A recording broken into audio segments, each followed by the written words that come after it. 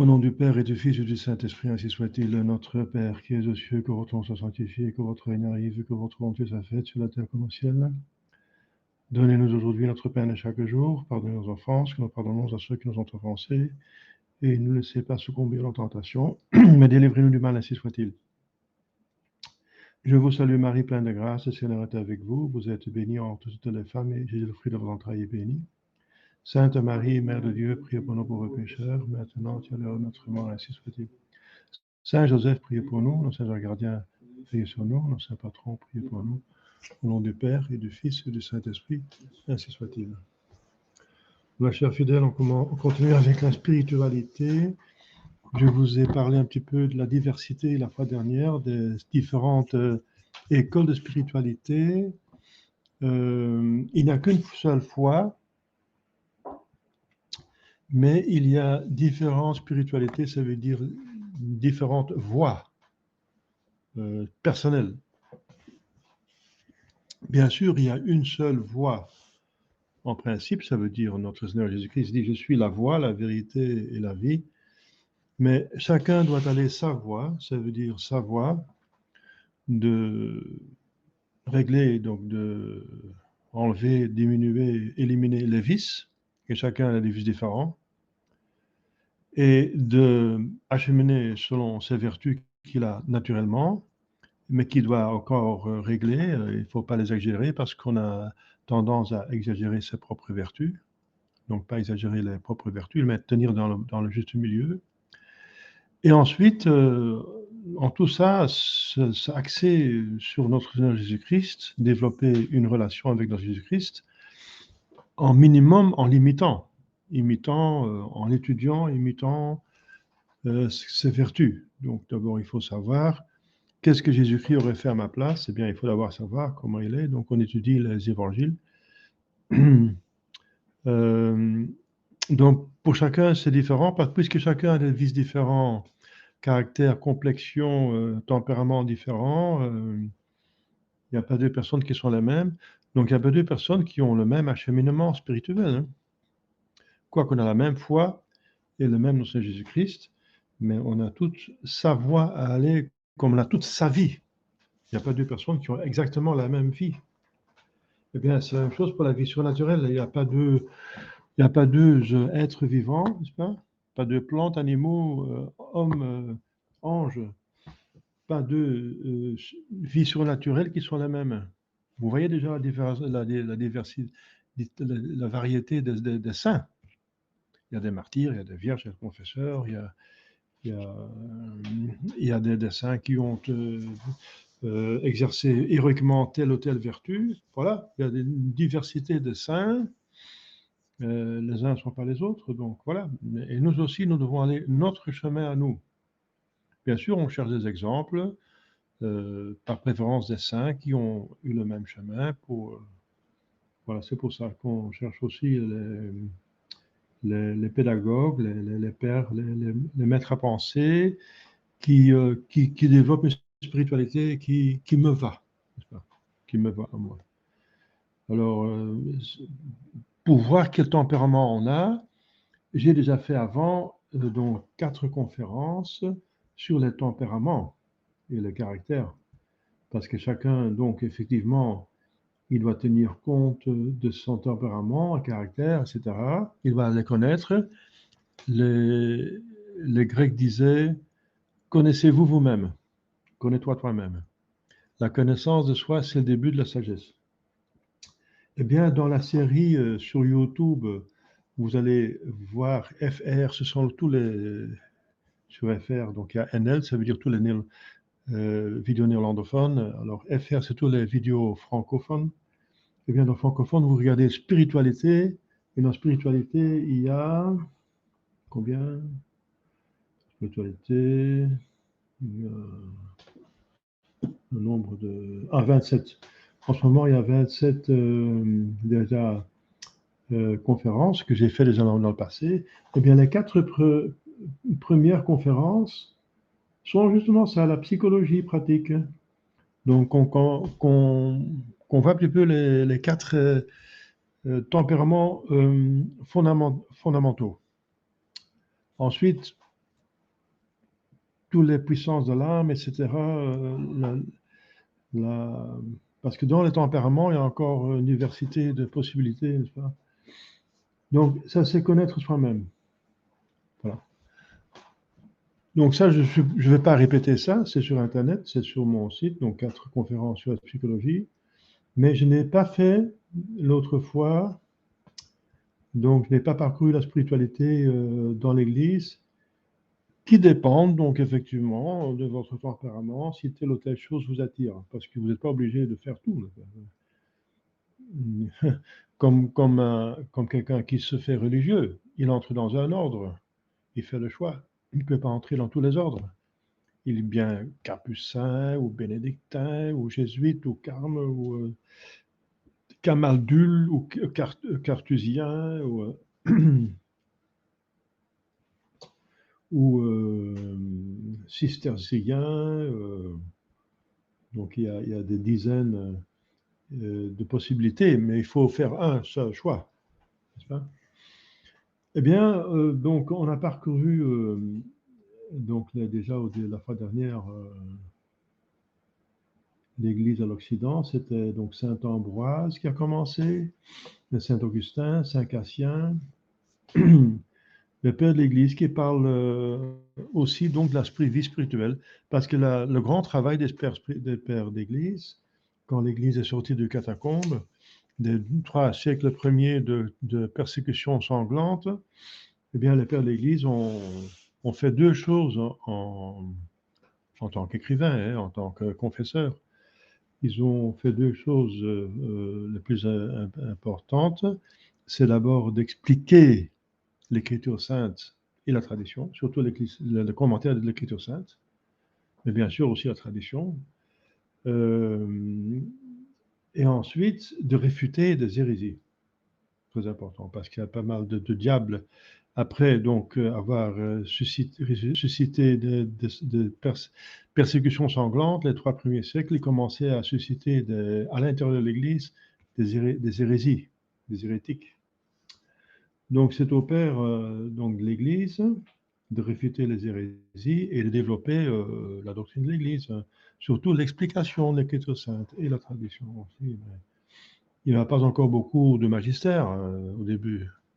Les encycliques et les conciles sont venus après de plus en plus. Donc, la tradition n'était pas si développée qu'actuellement, n'est-ce pas? Quoique on avait la même foi, la même doctrine. Il n'y a rien de neuf dans l'Église, mais dans l'Église, au cours des âges, les papes, les évêques, les pères de l'Église, les docteurs, les théologiens développent certains points qui sont importants dans un certain âge, vu les difficultés qui se posent, comme donc réponse à ces difficultés pour les contrecarrer, avec voilà, le plus grand bien que le bon Dieu a en vue en ne pas évitant le mal. Eh bien, ça se trouve aussi dans la doctrine. Chaque hérésie, c'est une occasion pour l'Église pour plus développer, mieux expliquer un certain point. Donc ça, c'est le plus grand bien dont même Saint Paul parle. Même Saint Paul parle. C'est pour ça qu'il dit les hérésies sont inévitables, sont dans ce sens nécessaires, ça veut dire nécessaires dans le sens qu'ils sont inévitables. Et que ça permet à l'Église pour plus enseigner mieux situer le mystère. Donc on a vu Saint Clément, donc Hermas, le pasteur d'Hermas, Clément d'Alexandrie, Saint Cyprien, Ambroise, Saint Augustin, Cassien, Saint Léon, Saint Benoît, Saint Grégoire le Grand. Voilà. Alors, dans l'Église de l'Orient, donc l'Église, il y a une seule Église, mais il y a donc 2 grandes parties. Au début, en tout cas, jusqu'au XIe siècle, il y a eu grand schisme et l'aile orientale de l'Église est pour 90% tombée dans le schisme, l'hérésie et le schisme, avec Photius. Photius, c'est un homme très, très, très pernicieux, très intelligent, pieux, tout ce que vous voulez, plein de talents, mais on a abusé. C'est horrible, cette histoire de Photius. Donc, l'Église de l'Orient, ça veut dire l'Église catholique, elle orientale, donc côté oriental, avec aussi leur propre liturgie. Bien sûr, c'est la messe de notre Seigneur Jésus-Christ, mais c'est la liturgie développée par autres apôtres que Saint-Pierre, qui est notre liturgie, c'est la liturgie développée par Saint-Pierre. Mais la liturgie est différente, comme celle de Saint-André, c'est celle de Constantinople, n'est-ce pas? La liturgie dans l'ancien russe, la liturgie en ancien égyptien, c'est le copte. La liturgie de Saint Jean Marron, c'est la liturgie de Saint Jacques développée, c'est les liturgies de Syro Malabar, c'est plutôt de Saint Thomas, l'apôtre qui est allé jusqu'aux Indes, n'est-ce pas? Etc. Donc, alors Saint Athanas, c'est un des très grands pères d'Église qui était un des seuls qui a gardé la foi lors de la grande hérésie, enfin, qui a envahi une grande partie de l'Église, l'arianisme. Alors, il écrit, c'est très connu, la vie de Saint Antoine, pas celui de Padoue, parce qu'il vient.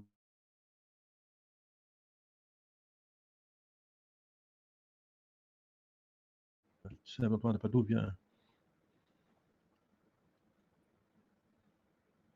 Saint Antoine de Padoue vient seulement au XIIIe siècle, mais c'est l'Antoine du désert. Donc, Saint Antoine du désert, c'est le premier siècle, c'est le IIIe siècle, je pense, le IVe, IIIe siècle, où il décrit pas seulement la vie de Saint Antoine, un des premiers érémites, donc solitaire dans le désert, les pères du désert. Hein. Il y a les pères de l'Église, c'est plutôt la doctrine, et les pères du désert, c'est plutôt la spiritualité qui sont développés. Donc les pères du désert, donc le Saint Antoine, où est décrit la vie, surtout, mais aussi la spiritualité de ce patriarche. Saint Antoine est nommé un patriarche parce que c'est un des premiers donc, religieux, donc moine solitaire, qui s'installait dans le désert de l'Égypte. Et on dit que le désert d'Égypte a été sanctifié par notre Jésus-Christ lors de son passage en Égypte, quand il était petit, quand il était là avec Joseph-Marie. Il est en Égypte, il a sanctifié le désert, et après donc sa mort, il y a effectivement, et après des siècles de persécution, à partir du IVe siècle, il y a pas mal de solitaires qui sont installés là, et qui ont développé la vie spirituelle ensemble, ça veut dire la vie religieuse. C'est le berceau de la vie religieuse, le désert de l'Égypte. Donc ce sont les pères du désert. Donc la spiritualité de Saint Antoine, le patriarche des cénobites et des moines, et voilà. Alors, Saint Cyril de Jérusalem, il y a un autre Cyril, celui d'Alexandrie, on a deux sur père d'église Cyril. Eh bien, Saint Cyril de Jérusalem, il a écrit l'admirable catéchèse traçant le portrait du vrai chrétien. Donc, c'est un catéchisme sur la vie spirituelle. Donc, ça, c'est intéressant parce qu'un catéchisme, c'est systématique. Et systématique, c'est toujours intéressant parce que c'est plus clair pour l'esprit quand c'est systématique. Il y a une logique alors. Saint Basile, il fait un traité du Saint-Esprit où se trouve le rôle du Saint-Esprit dans l'âme régénérée. Voilà. Ça, c'est le IVe siècle. Tout ça, n'est-ce pas? C'est le IVe siècle. Et aussi, il va écrire la règle, donc un essai sur la règle. Sur la règle, donc une règle de vie.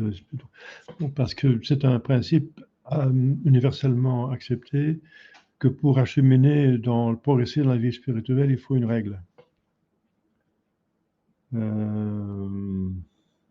Donc il a une règle brève, donc peu courte, et une règle plus développée qu'il développe, donc il explique. qui font connaître la discipline monastique de l'Orient. Donc, Saint Basile va être le père de l'Église, le grand théologien de la discipline monastique. Donc beaucoup, la plupart des moines seront en Orient des basiliens, ceux qui se basent sur Saint Basile. Ce que Saint Benoît est pour l'Ouest, Saint Basile c'est pour l'Est de l'Église. Saint Jean Chrysostome, c'est le plus grand père de l'Église de l'Orient. En Occident, c'est Saint Augustin. Le plus grand, en Orient, c'est Saint Jean Chrysostome, qui dans ses homélies, qui durent parfois 2 heures, 1 heure et demie en grec, il faut y aller. Hein. Donc c'est génial. Donc il parlait il parlait du grec. Nous, pour comprendre un texte grec, il faut y aller. Hein, et il parlait comme ça pendant 1 heure et demie, 2 heures. Au peuple, ces homélies, qui sont donc géniales, c'est un saint qui a ensuite, en plus de la sainteté, le don d'éloquence, qui forme un répertoire complet de morale et d'ascèse. Pas seulement la morale qui dit qu'est-ce qui est péché mortel, qu'est-ce qui n'est pas péché mortel, ça c'est la morale, mais qui va plus loin, qu'est-ce qui est péché véniel, qu'est-ce qui est sainteté. Donc, il ne faut pas seulement s'arrêter à la morale, hein, il ne suffit pas d'éviter les péchés mortels. Bien sûr, il faut éviter les péchés mortels, mais on ne doit pas s'arrêter là. Jésus dit, soyez parfaits, donc il faut aller plus loin. Donc il développe tout cela. La morale, et ce qui va plus haut, c'est l'ascèse. L'ascèse, c'est justement l'effort que nous faisons pour tendre vers la sainteté, aidé par la grâce. Et après l'ascèse vient la mystique, c'est plutôt la grâce qui prend une grande partie de l'initiative pour la sainteté, et alors il faut savoir collaborer avec la grâce. Alors il y a un petit traité de Saint Jean Chrysostome sur le sacerdoce qui justement est très important pour les prêtres, aussi pour les laïcs, pour savoir ce que c'est un prêtre. Donc quand il parle du prêtre, alors ça c'est vraiment très intéressant. Alors quand on voit quand le prêtre se comporte actuellement, c'est une condamnation. Hein. Le traité, c'est très magnifique. Ça montre la sainteté du sacerdoce et comment un prêtre doit se comporter et ce qu'il doit faire. C'est un livre qu'on donne aux séminaristes. Mais pour les laïcs, ça peut faire du bien pour le lire aussi. Alors, le deuxième Cyril, justement, le Cyril d'Alexandrie, c'est celui qui a défendu la maternité de la Sainte Vierge Marie contre Nestorius, l'hérétique, qui disait qu'elle n'était pas mère de Dieu, et dans le concile d'Éphèse. Il est mort en 444, donc il va un peu plus tard. Alors, il a écrit le Théseur, donc la compilation de la Sainte et consubstantielle Trinité. Parce que c'était le point, n'est-ce pas, très important à cause de l'arianisme, la consubstantialité du Père et du Fils et de la Saint-Esprit. Ça veut dire qu'il y a un seul Dieu et 3 personnes. C'était attaqué. Hein. Donc, il développe cela, dans lequel il touche des points de spiritualité, c'est-à-dire les rapports entre l'âme et la Sainte Trinité. De l'âme avec Dieu le Père, de l'âme avec Dieu le Fils, de l'âme avec Dieu le Saint-Esprit. Alors le pseudo-Dionysius, ça veut dire que c'est un autre Dionysius que le Dionysius qu'on connaissait avant, qui était plutôt celui qui a été converti par Saint Paul, vers 500. Donc, alors, des noms divins. Ça, c'est un traité sublime. Des noms divins. Donc, les noms divins, il va développer, expliquer toutes les perfections de Dieu. Saint Thomas dit que savoir un peu plus de Dieu, ça vaut infiniment plus que savoir tout le reste sur les créatures. C'est plus profitable pour l'âme. Donc, De Divinis Nominibus, c'est une œuvre qu'il faudra méditer. Hein. Des noms de Dieu par Denis. Denis, le père de l'Église.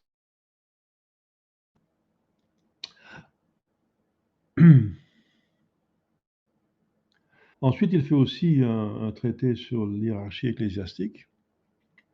C'est le cas d'en parler parce que l'hiérarchie de l'Église ecclésiastique est en crise maintenant, donc il faut bien savoir ce que c'est finalement pour comprendre la différence de l'essentiel et l'accidentel.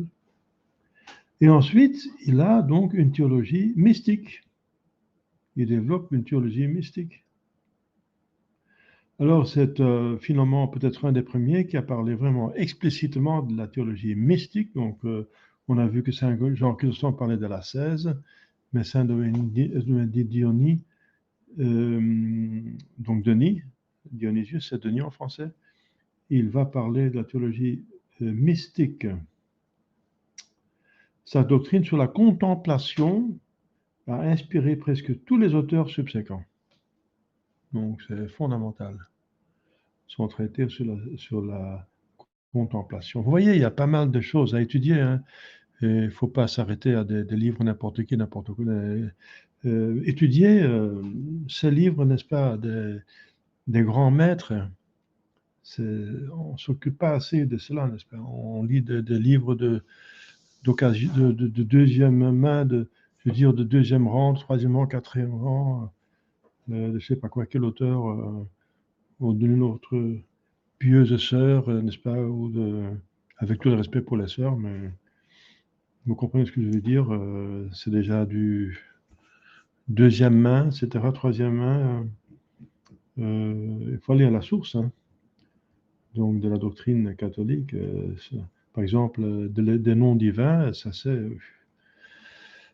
Si vous lisez ça, ça vous met directement dans une contemplation, voilà, alors la méditation va tout seul, hein, donc, c'est magnifique. Alors, un grand maître, maintenant, c'est Saint Jean Climac. Ce que Cassien a fait dans l'Ouest, ça veut dire faire un traité systématique de vie spirituelle, le premier manuel vraiment complet de vie spirituelle, Cassien, Saint Climac, Jean Climac a fait ça pour l'Orient. Il appelle ça l'échelle qui conduit au ciel, Scala Paradisi, l'échelle du paradis. Donc c'est un résumé, donc un manuel, un résumé d'ascétique et de mystique pour les moines d'Orient. Voilà, analogue comme celui de Cassien pour l'Occident, comme je viens de dire. Donc ça, c'est un premier vraiment manuel systématique. Voilà.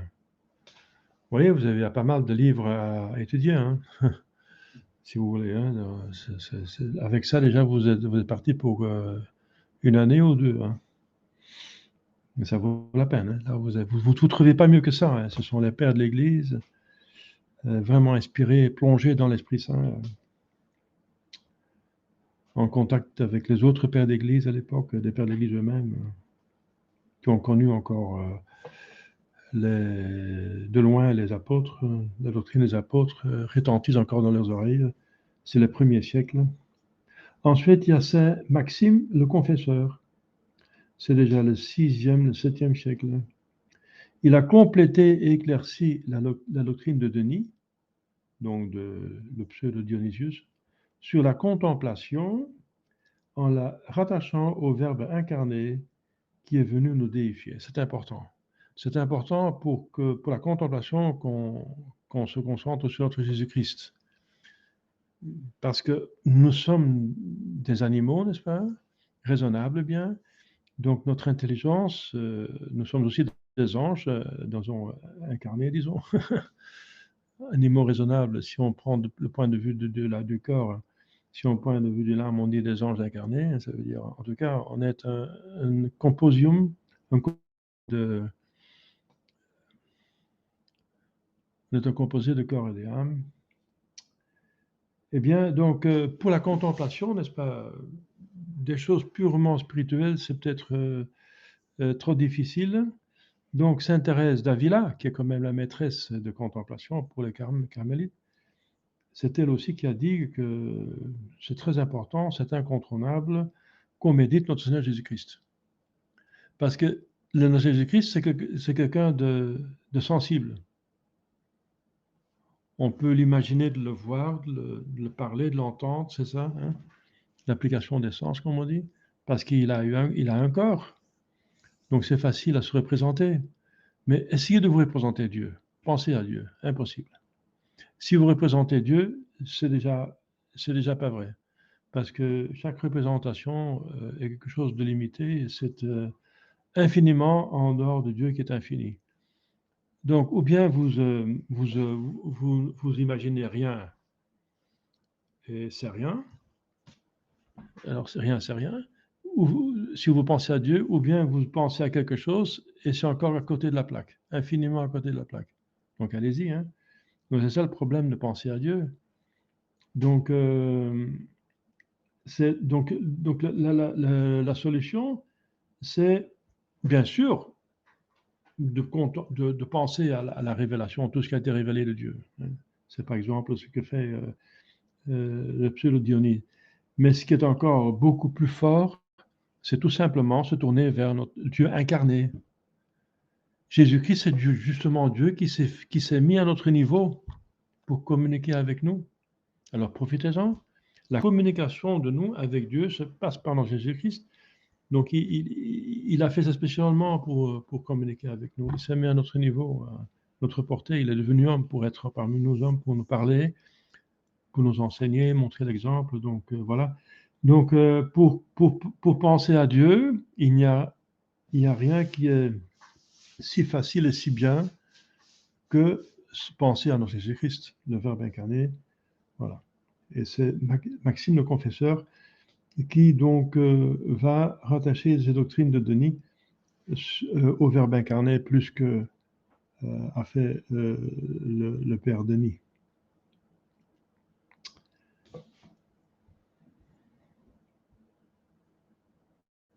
Alors on entre dans le Moyen-Âge.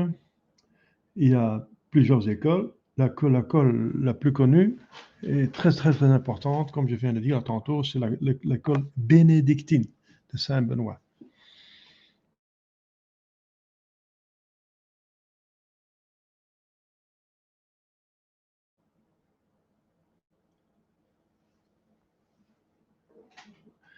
Saint-Benoît est fondamental pour la vie spirituelle, surtout religieuse.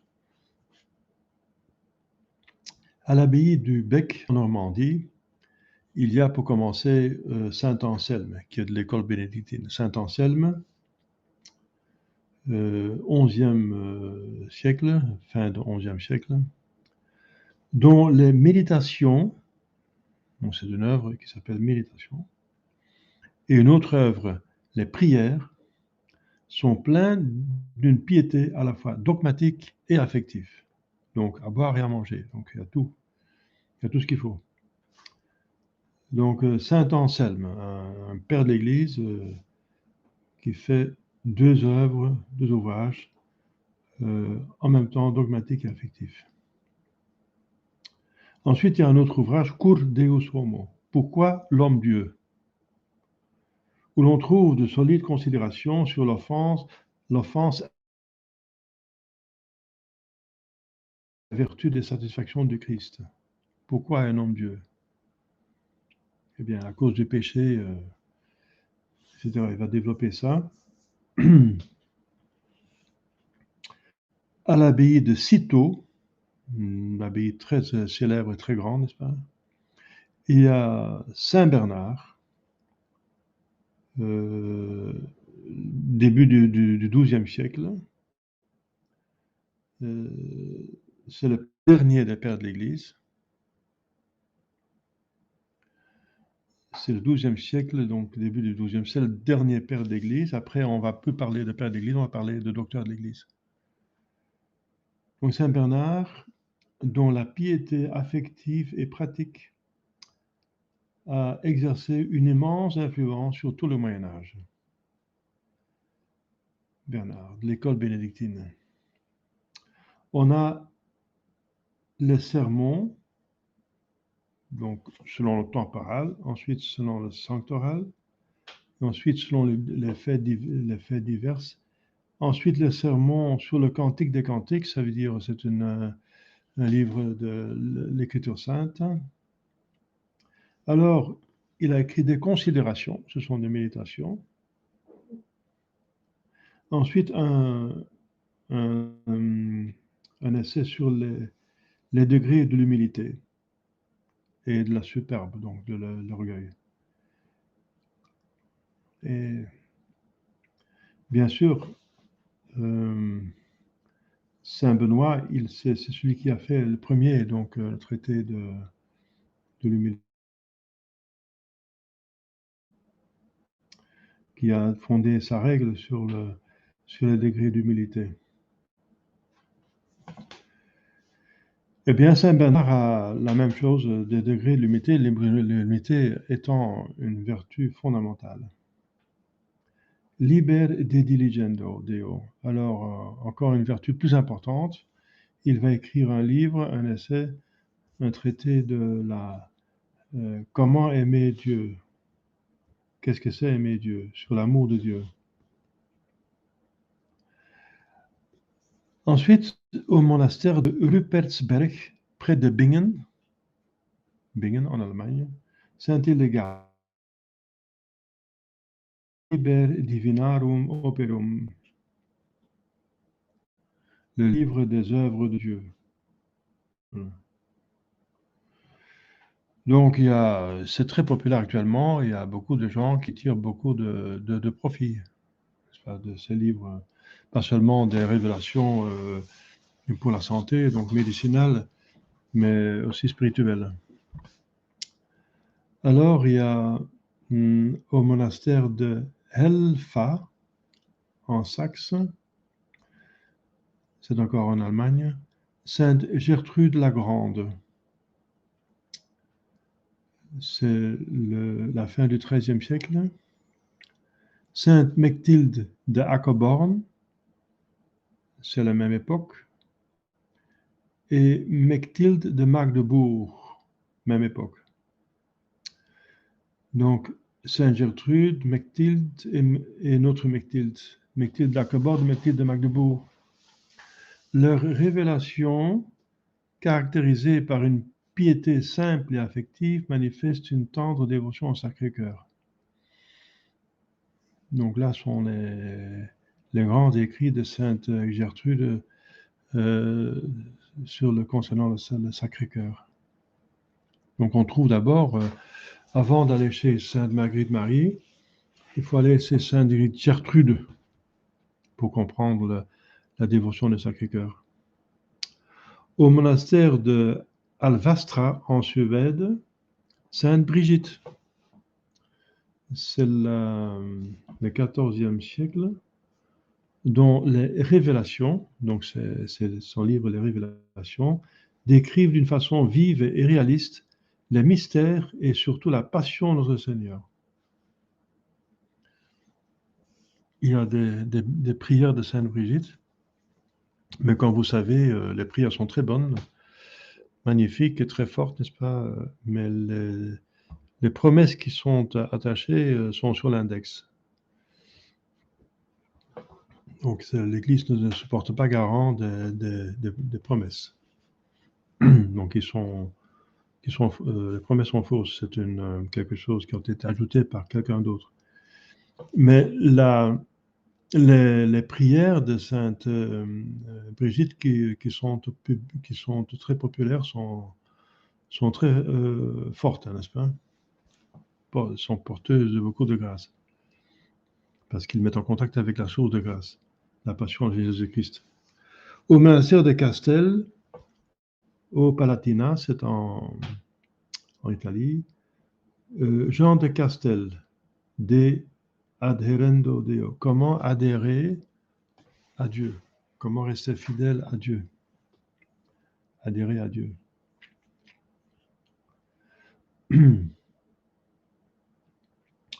Longtemps attribué au bienheureux Albert le Grand. mais ça appartient à Jean de Cassel. Aussi, il a écrit une autre œuvre, De Lumine Increato, de la lumière incréée. Ça veut dire l'intelligence de Dieu. La lumière, c'est le symbole de l'intelligence, et incréé, c'est Dieu. Donc, l'intelligence divine. Il y a beaucoup à dire sur l'intelligence divine. Hein. Et l'intelligence divine exprimée, c'est le Verbe, et le Verbe s'est incarné. En Italie, pour le reste, il y a Saint Laurent Justinien, 15e siècle, réformateur des congrégations italiennes et du clergé séculier. Il a écrit plusieurs ouvrages de spiritualité pratique. Sur la componction, c'est une attitude de l'âme de se savoir pécheur et d'avoir un regret général de ses péchés en général. Donc la componction rend, donc c'est une amorce de l'humilité et en même temps ça rend impossible le péché parce qu'on regrette les péchés. La componction a une averse du péché.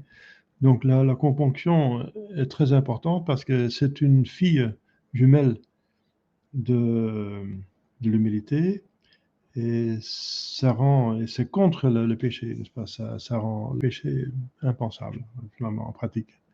Donc c'est une vertu très importante et pas assez connue. La componction est complainto Christiane perfectionis. Donc, et de la complaisance et de l'application à la perfection chrétienne. Donc, acheminer vers comment acheminer vers la perfection? Jésus dit soyez parfaits. Donc, ça veut dire que c'est faisable. Mais comment le réaliser en pratique? Donc, vous voyez plein d'œuvres de grands maîtres qu'on pourra lire et approfondir. Il n'y en a qu'une vie, n'est-ce pas? Et après, dans le ciel, ce sera plus nécessaire. Ça n'a plus d'utilité. C'est ici qu'il faut le faire. Ensuite, il a écrit Saint Laurent Justinien, ce sont des saints, hein, donc si on lit et on les dit des écrits des saints, on vénère les saints, donc on a en même temps son aide. De la vie solitaire. Bah, donc il y a pas mal de personnes parmi nos fidèles qui sont solitaires. Donc c'est pas seulement des moines qui vont vivre comme érémites, mais en pratique, il y a pas mal de gens qui sont tout seuls, n'est-ce pas? Et comment vivre tout seul, spirituellement, n'est-ce pas, d'en tirer le plus grand profit spirituellement pour l'âme, de la vie solitaire. De contemptu mundi, du mépris du monde, parce que le monde est attrayant, mais c'est un danger. Donc il faut l'estimer à la juste valeur. La juste valeur, c'est que c'est souvent un instrument du démon, donc il faut avoir plutôt l'aversion du monde. De obediencia, l'obéissance, qui est la vertu la plus importante, la vertu morale la plus importante. C'est le sacrifice de la volonté libre. C'est le sacrifice le plus difficile, le plus méritoire aussi. Parce qu'il sacrifie le plus difficile, le plus précieux, celui que nous estimons le plus, c'est notre propre volonté, n'est-ce pas? C'est ce qui est, le plus cher au niveau naturel. C'est notre âme, et dans notre âme, notre volonté libre, c'est nous, c'est vraiment nous-mêmes. Eh bien, l'obéissance, ce sacrifice-là à Dieu par amour de Dieu. C'est ça la grandeur de l'obéissance. L'humilité, vertu fondamentale, n'est-ce pas? Sans humilité, il n'y a pas de vie spirituelle. C'est le fondement. Hein. C'est le rocher sur lequel il faut construire. Des perfectionis gradibus, enfin, des degrés de perfection. Comment acheminer encore en perfection? Hein? C'est une deuxième livre sur la perfection. C'est bien qu'il nous apporte la perfection, qu'il nous fait penser à la perfection. Hein. De incendio divini amoris, encore, voilà. Comment acheminer dans l'amour de Dieu, mais c'est aussi la perfection, l'amour de Dieu. Donc c'est troisième livre sur comment acheminer vers la perfection, mais cette fois-ci du point de vue de l'amour de Dieu. De regimine prelatorum, voilà, donc du régime des prélats, donc de l'autorité dans l'Église. Comment les autorités dans l'Église sont-ils organisé. En Espagne, il y a Garcia de Cisneros, c'est le XVIe siècle, qui dans son Ejercitatorio de la vida espiritual, donc ce sont les exercices de la vie spirituelle, trace un programme de vie spirituelle. Voilà. L'exercice de vie spirituelle, c'est pas Saint Ignace, qui est aussi un espagnol, mais c'est un prédécesseur de Saint Ignace. Garcia de Cisneros. Les exercices de la vie spirituelle. Voilà. Donc, il faut exercer son âme. Comme on fait l'exercice corporel, il faut faire l'exercice de l'âme pour la développer. Donc, après cette école bénédictine, on a une deuxième école, c'est l'école de Saint-Victor. De Saint-Victor, dont les trois principaux représentants sont Hugues, du XIIe siècle, des sacrements de la foi chrétienne, donc c'est un trait des sacrements, des moyens de grâce les plus puissants, des vanitate mundi, de la vanité du monde, voilà. C'est pour éliminer un des 5 ennemis, c'est le monde en tant que la structure qui est utilisée par le diable pour nous séduire, amener au péché, de la vanité du monde, donc on enlève le masque du monde, qui se présente bien, mais qui finalement est une pomme pourrie, n'est-ce pas, à l'intérieur. Soliloquium de arra anime. Donc, les soliloquium, ça veut dire des monologues de l'âme, n'est-ce pas? De l'âme qui veut acheminer en spiritualité, se parle à elle-même, n'est-ce pas? Pour s'exprimer, pour mieux se comprendre et pour progresser. De laude caritatis, donc la louange de la charité, donc la charité qui est la vertu la plus importante. Voyez 1 Corinthiens 13 de Saint Paul. Des modo orandi, donc il y a plusieurs manières pour prier, plusieurs manières. Donc il faut choisir la manière avec laquelle on prie le plus facilement, nous. Même Saint Ignace en parle. Si vous êtes tout seul, en tout cas, si vous êtes en public, il n'y a pas beaucoup de choix. Hein. Dans la chapelle, vous êtes ou bien debout, à genoux ou assis. Il n'y a pas beaucoup de choix. Mais si vous êtes tout seul dans votre chambre, il y a des dizaines d'autres attitudes que vous pouvez prendre pour prier. Les bras levés au ciel, plat sur la terre en forme de croix, etc. Donc il y a plusieurs manières de prier et on prend ce qui qui nous aide à mieux prier, voilà. Et aussi comment prier à l'intérieur, n'est-ce pas, comment prier. Donc, comment évoluer de la prière vocale à la prière méditative, à la méditation, à la contemplation. Parce qu'il faut justement spiritualiser la prière. Jésus dit, il faut prier en esprit, en vérité et esprit. Donc, il faut essayer de spiritualiser la prière. De amore sponsi ad sponsam, voilà, de l'amour de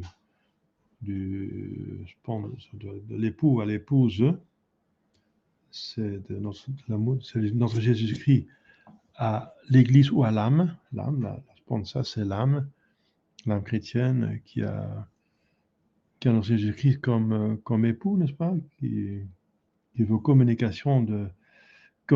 le plus possible de bien à l'âme. Et comment on collabore, comment on répond à cet amour de notre Jésus-Christ. De meditando, comment méditer. Voilà. Alors, intéressant. Tout ça par Hugues de l'école de Saint-Victor. Alors, il y a Richard de l'école de Saint-Victor. Il a écrit Benjamin Minor, donc du petit Benjamin. Benjamin, c'était des 12 fils de Judas, pardon, pas de Judas, de Jacob, le plus petit.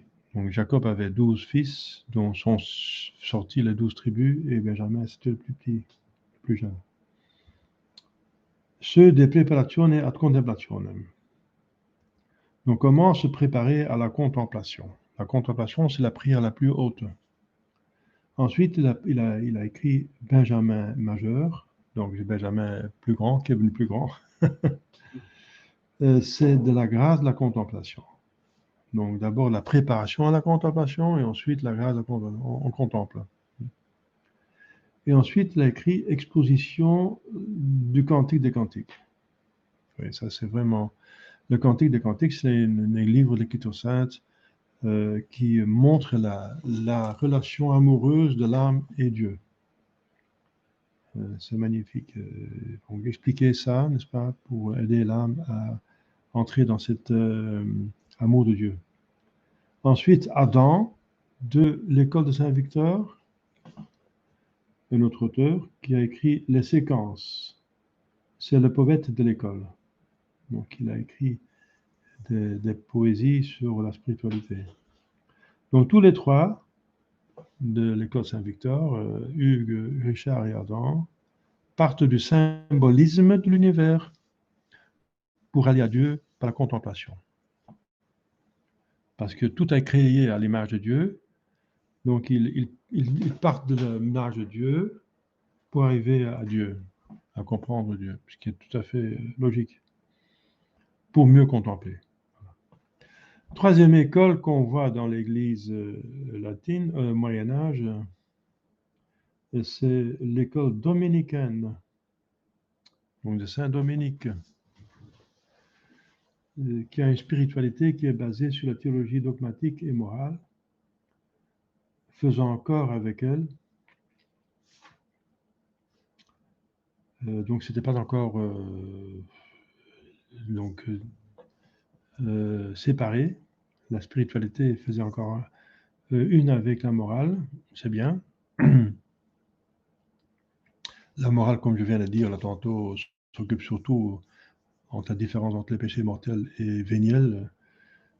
Et la spiritualité est plutôt parle de la perfection, n'est-ce pas? Mais c'est ce qu'il faut faire et ce qu'il ne faut pas faire. C'est dans l'agir. Donc, la morale et la spiritualité, c'est comment agir chrétiennement. Mais maintenant, on fait la distinction entre morale et spiritualité. La morale, c'est plutôt pour les confesseurs et aussi pour les laïcs, pour savoir ce qui est péché, n'a pas péché. Et la spiritualité, c'est vraiment pour acheminer dans la sainteté. Et conciliant la prière liturgique et la contemplation avec l'action et l'apostolat. Oui. En imitant Jésus-Christ, ça veut dire contempler et ensuite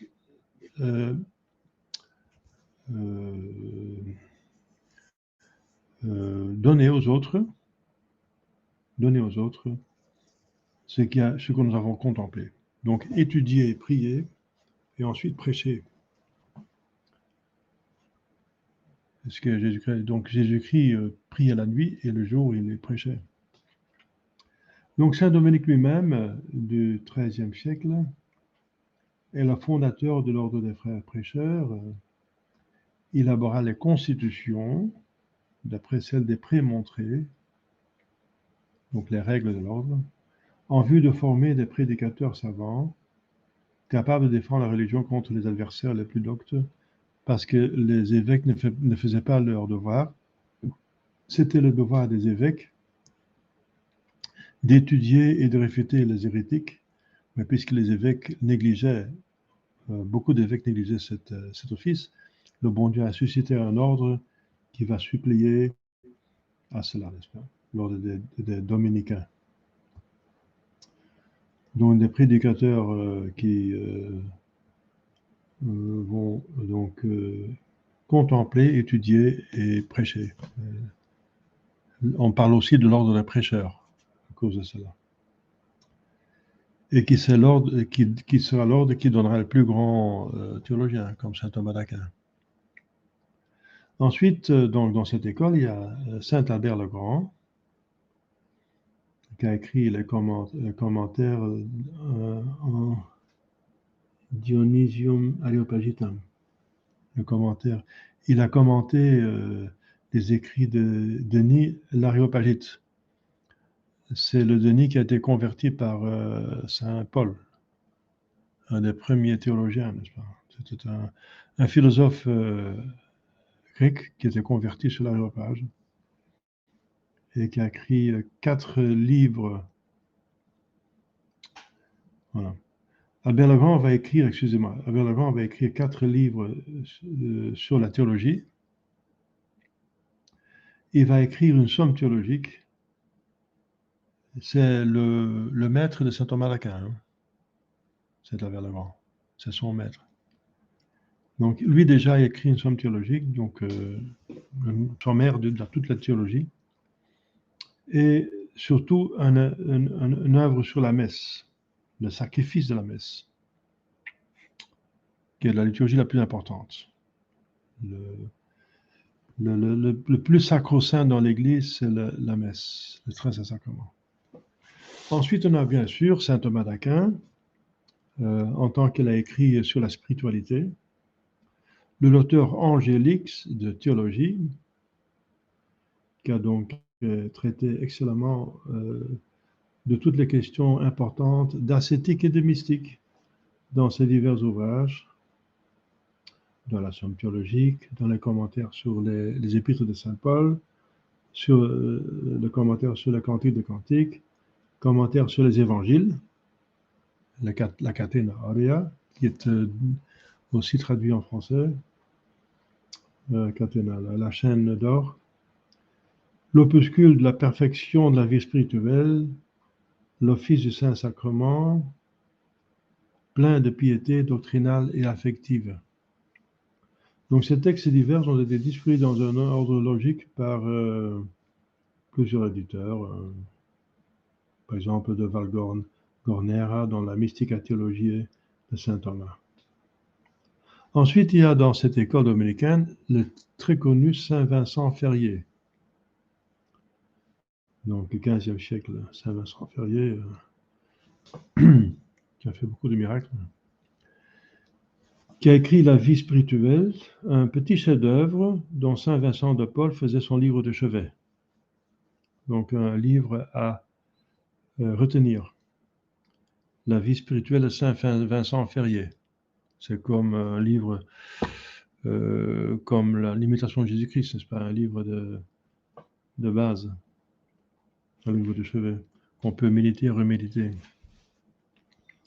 Ensuite, dans cette même école, Sainte Catherine de Sienne, XIVe siècle, avec le dialogue, dont la meilleure traduction est celle du père Hurtaud, édition de Letilieu, 1913. Dialogue très riche, n'est-ce pas, en spiritualité, et lettres, ces lettres, traduit par Cartier en 1860. Donc la sainte exalte la miséricorde divine qui nous a créés, sanctifiés, et se manifeste jusque dans les châtiments qui tendent à nous purifier. La meilleure édition des œuvres complètes en italien est celle de Girolamo Gigli. Voilà. Donc une sainte très riche en spiritualité, qui a réussi, qui a eu la grâce d'amener le pape, de le ramener à Rome.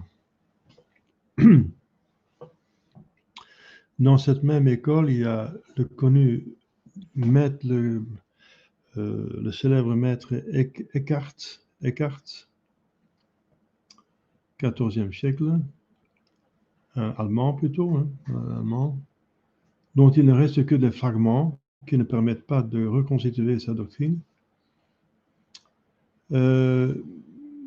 qui sont une doctrine très haute et très sainte, mais de notre côté, il s'est exprimé malheureusement, malhabilement, et donc plusieurs propositions sont condamnées après sa mort par Jean XXII. Par exemple, pour vous donner un exemple, c'est que, bien sûr, l'amour unit. Et l'amour est peut-être tellement fort qu'on a l'impression qu'on fait un avec l'aimé. Et c'est ce que exprime le maître Eckhart en disant qu'il est un avec Dieu. Mais si on comprend ça, on prend ça à la lettre, c'est pas, ça va pas, bien sûr. On n'est pas, si on est un avec Dieu, on est Dieu, donc tout simplement. Donc il faut distinguer. On est un avec Dieu, oui, mais on reste homme. Mais il oublie son humanité parce qu'il est occupé avec l'homme. Il oublie soi-même et il est un avec Dieu. On comprend ce qu'il veut dire, mais c'est exprimé malheureusement, et c'est pour ça qu'il y a ces condamnations pour éviter que les gens comprennent mal.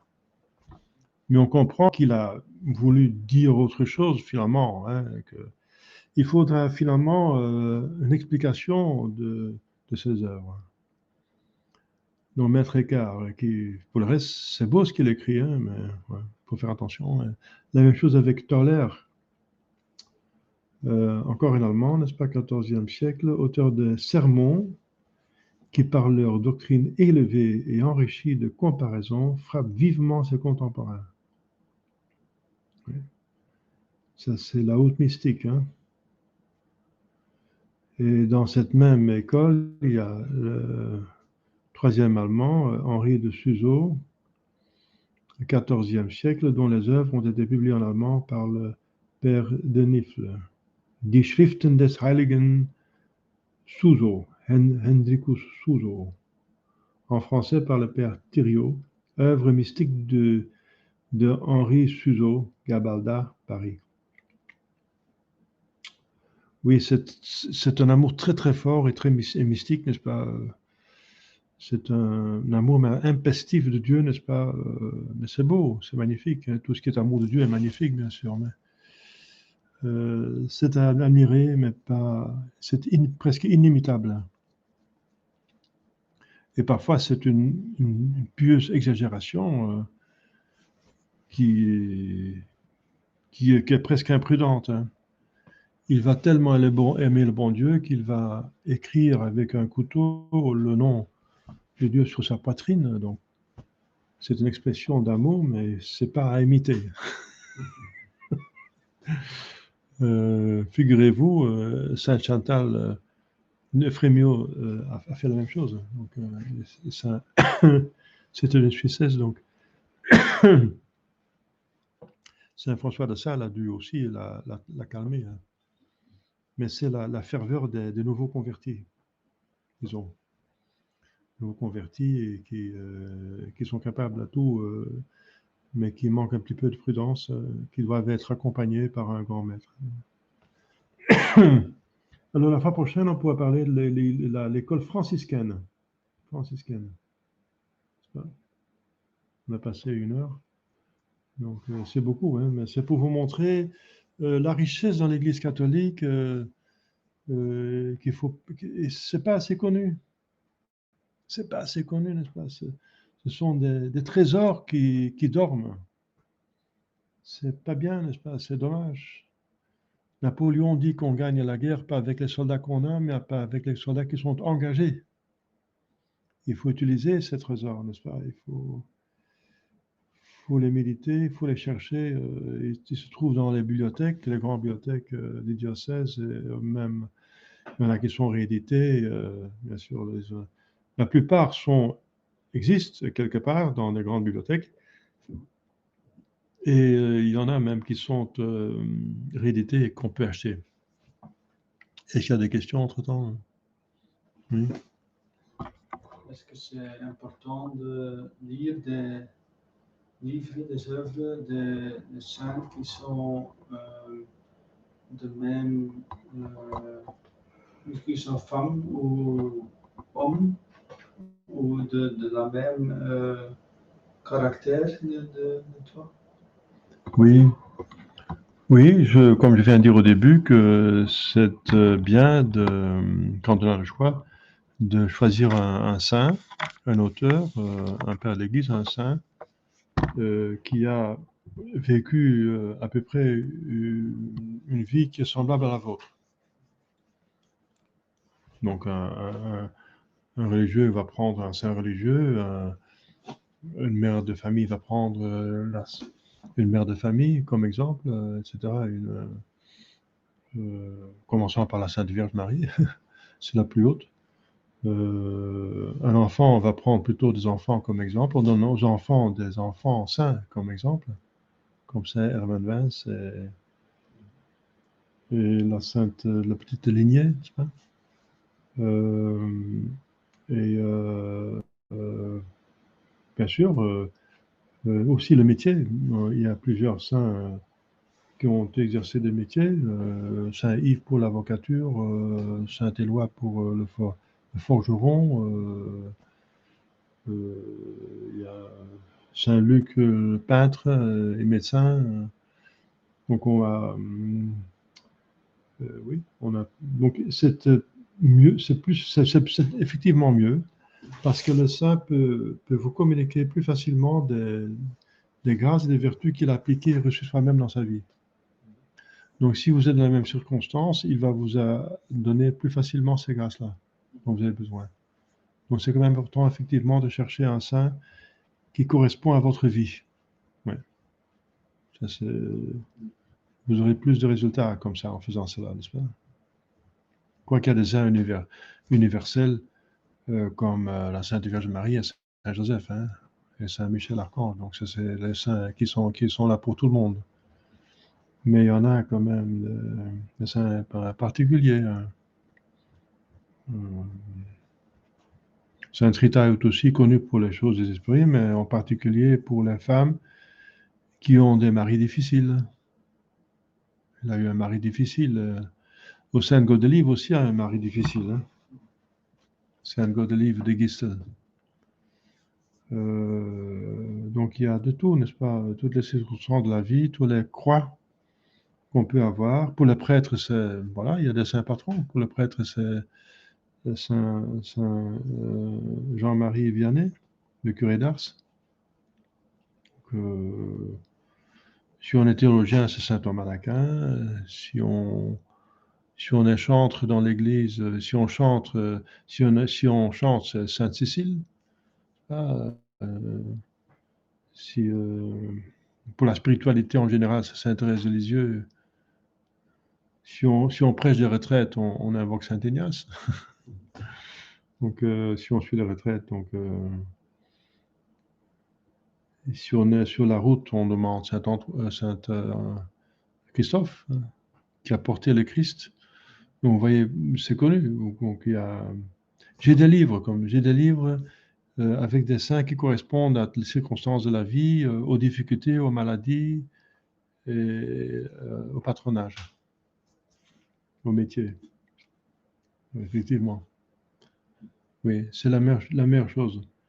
Mais là, par exemple, si vous prenez un saint qui a écrit un manuel, c'est pour tout le monde. Hein, sauf si vous surtout les premiers. Cassien et Saint-Climac, ils l'ont écrit pour tout le monde. Hein. C'est universel. Donc, mais si vous arrivez en détail, par exemple, Sainte Gertrude, c'est surtout si vous sentez tiré à la dévotion du Sacré-Cœur, allez voir Sainte Gertrude quand même. Hein. Bien sûr, Sainte Marie Alacoque, mais avant elle, il y avait ces grands saints. Et Sainte Gertrude, le de Mechtild, hein, sont incontournables pour la dévotion au Sacré-Cœur. Et ensuite, Saint Alphonse de Liguori, bien sûr, qui a écrit de merveilleux pages sur le Sacré-Cœur. Hein. Ça va? Ici, il n'y a pas de questions non plus. Non.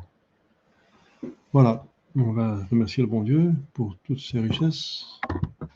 Au nom du Père et des Fils et du Saint-Esprit, ainsi soit-il. Notre Père qui es aux cieux, que votre nom soit sanctifié, que votre règne arrive, que votre volonté soit faite sur la terre comme au ciel.